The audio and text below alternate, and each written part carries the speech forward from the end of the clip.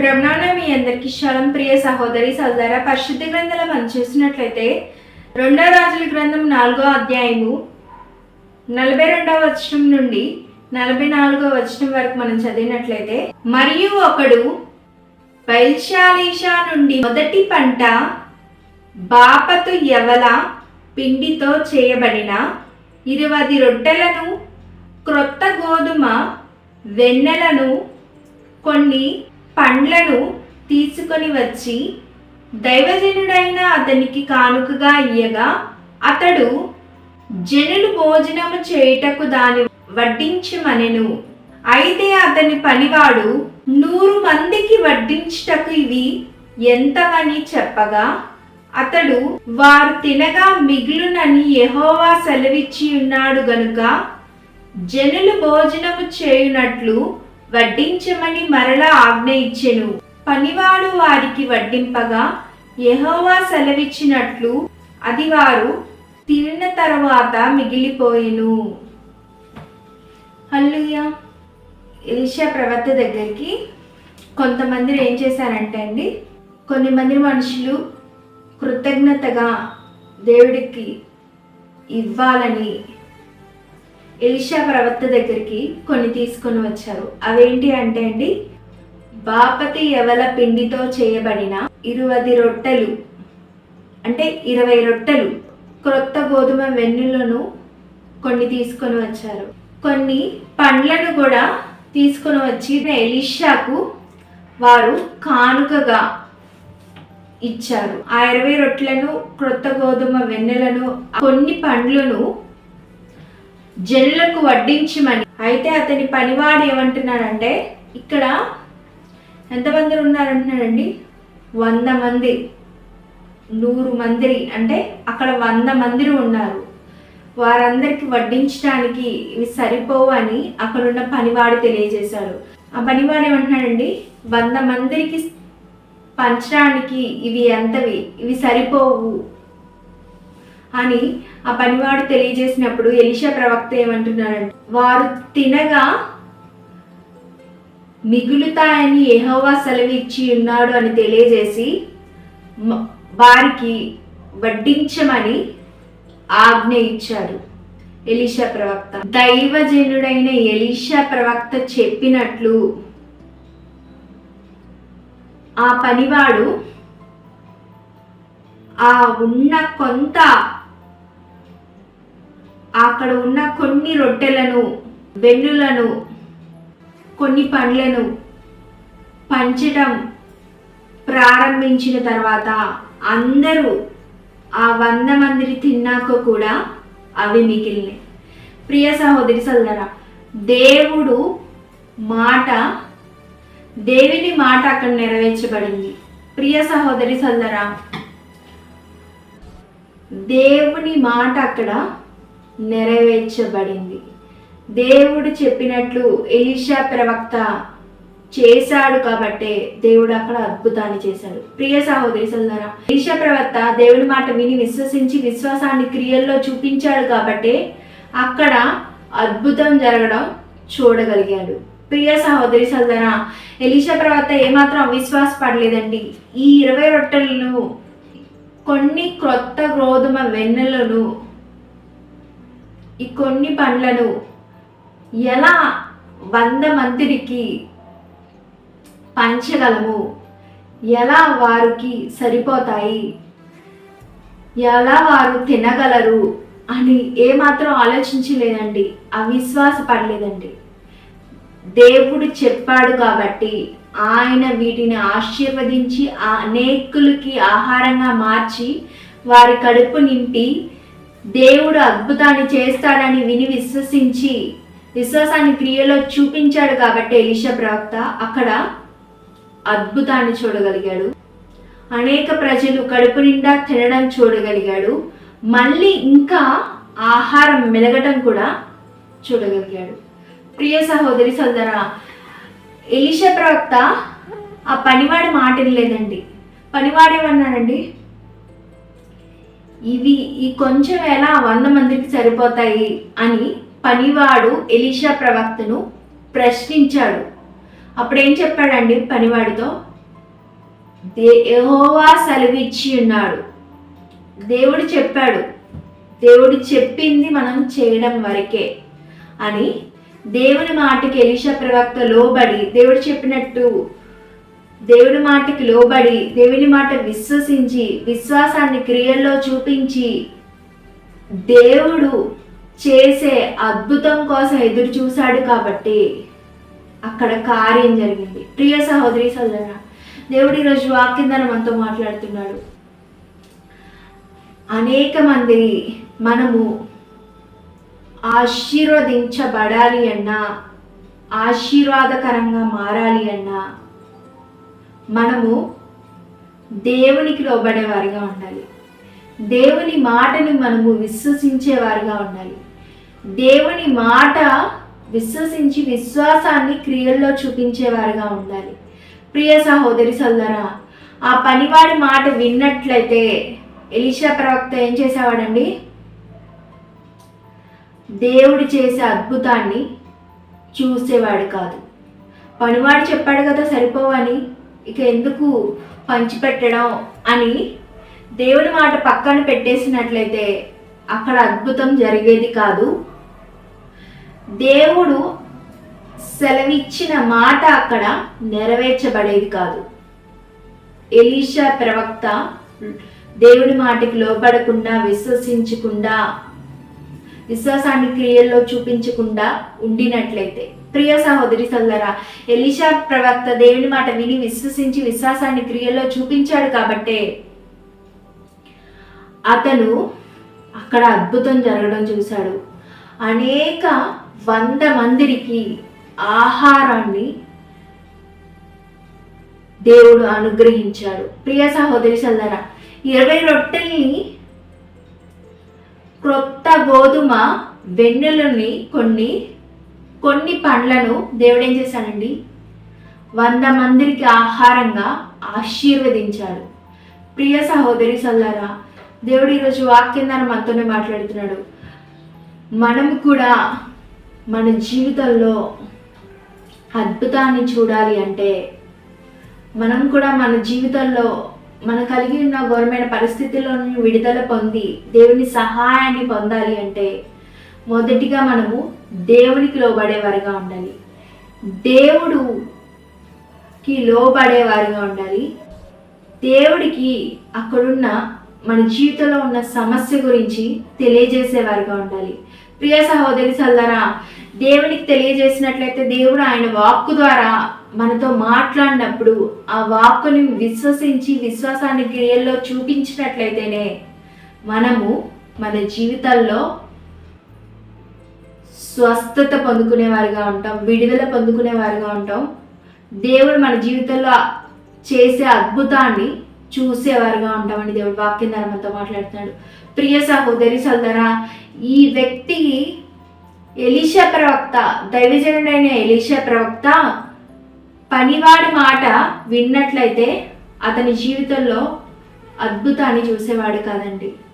ప్రియ సహోదరి సోదరా, మనం కూడా అనేక మందిని ఈ లోకంలో అద్భుతాలు చూడకపోవడానికి కారణం, మనం కలిగి ఉన్న ఘోరమైన పరిస్థితిలో నుండి విడుదల పొందకపోవడానికి కారణం, మనం దేవుని వాక్కు ద్వారా ఉన్నతమైన స్వస్థతను పొందకపోవడానికి కారణం ఏంటి అంటే అనేక మనుష్యుల మాటలు మనము వినడం. ప్రియ సహోదరి సోదరా, దేవుని మాట కన్నా మనం అనేక మనుషుల మాటని వింటున్నాము కాబట్టి మన జీవితంలో మనం కలిగి ఉన్న ఘోరమైన పరిస్థితిలో నుండి విడుదల పొందలేకపోతున్నాం, స్వస్థత పొందలేకపోతున్నాం, మన జీవితంలో అద్భుతాన్ని చూడలేకపోతున్నామని దేవుడు ఈరోజు వాక్యం ద్వారా మనతో మాట్లాడుతున్నాడు. ప్రియ సహోదరి సోదరా, ఈ లోకంలో చూసినట్లయితే ఏ పని అయినా, ఏ పరిచర్య అయినా, ఏ వ్యాపారమైనా, చదువైనా, వివాహమైనా, ఏదైనా కూడా మనం ఏం చేస్తామండి? మనుషులు ఏదైతే చెప్తే దాన్ని నమ్మి అది చేసేవారుగా ఉంటాం. దానివల్ల అనేక మందిని నష్టపోయేవారుగా ఉంటారు. ప్రియ సహోదరి సోదరా, అనేక మంది మనుషుల మాటలు విని దేవుని మాటను పక్కన పెట్టి దేవుడి చిత్తానికి వ్యతిరేకంగా నిర్ణయాలు తీసుకొని అనేక మంది వారి జీవితంలో కలిగి ఉన్న ఘోరమైన పరిస్థితిలో నుండి విడుదల పొందలేకపోతున్నారు. ప్రియ సహోదరి సోదరా, ఒక సహోదరి తెలియజేస్తూ ఉంది, నేను అనేక సార్లు నా భర్త విషయమై ఎంతగానో బాధపడుతూ ఉన్నా. అతని ఎంతగా అతని కోసం నేను మంచిగా జీవిస్తున్నా, అతను మాత్రం నా ప్రేమను గుర్తించట్లేదు, నా మాట వినట్లేదు. త్రాగడం, ఇష్టానుసారంగా జీవించడం, కఠినంగా నా పట్ల ప్రవర్తించడం, నన్ను వదిలిపెట్టి వేరే ఆమెతో ఉండడం, ఇలా ఎంతగానో పాపిష్టి జీవితాన్ని నా భర్త జీవిస్తూ ఉన్నాడు అని ఆమె చెప్తూ ఉంది. ప్రియ సహోదరి సోదరా, ఆమె చెప్తూ ఉంటూ ఆ విషయాన్ని ఆమె మొదటిగా ఎవరికి చెప్పిందంటే అండి, ఆమెకు తెలిసిన స్నేహితులకు చెప్పింది. స్నేహితులకు చెప్తే ఆ స్నేహితులు చెప్పారంట, నువ్వు అలాంటి వాడితో ఉండడం ఏంటి, నువ్వు ఇంత మంచిదాన్ని అలాంటి వాడితో ఉండడం ఏంటి, ఇక అతన్ని మర్చిపోవడానికి ప్రయత్నించు, ఏదో ఒక పని ఎత్తుక్కో, నువ్వు ఒక్కదానివే బతకడం నేర్చుకో అని వాళ్ళ స్నేహితులు ఒక తప్పుడు నిర్ణయాన్ని ఆమెకి తెలియజేశారు. ప్రియ సహోదరి సోదరా, అదేవిధంగా ఆమె బంధుమిత్రులు కూడా ఆమె కలిగి ఉన్న పరిస్థితిని బట్టి ఏం తెలియజేశారంటే, ఇంకా వాడు మారుడు, వాడి బ్రతుకు అంతే, వాడు ఇంకా పాపిస్తువాడు, వాడి జీవితం అంతే అని తెలియజేసి ఆమెను విడాకులు తీసుకోమని వాళ్ళు తెలియజేశారు బంధుమిత్రులు. ప్రియ సహోదరి సోదరా, వీళ్ళ నిర్ణయాలు బట్టి ఆమె ఎంతగానో, వీళ్ళ మాటలు బట్టి ఆమె ఎంతగానో కృంగిపోయింది. అయితే అంతగా కృంగిపోయిన ఆమె ఒకానొక రోజు ఒక స్నేహితురాలు సహాయంతో దేవుని సన్నిధికి వెళ్ళిందంటండి. దేవుని సన్నిధికి వెళ్ళి ఒక దైవజనుడు వాక్యంతో మాట్లాడుతున్నాడంట. ప్రియ సహోదరి సోదరా, వాక్యం ద్వారా ఆ స్త్రీతో దేవుడు మాట్లాడాడు. నీవు కన్నీటితో ప్రార్థన చేసినట్లయితే దేవుడు ఖచ్చితంగా నీకు జవాబును అనుగ్రహిస్తాడు అని హన్నా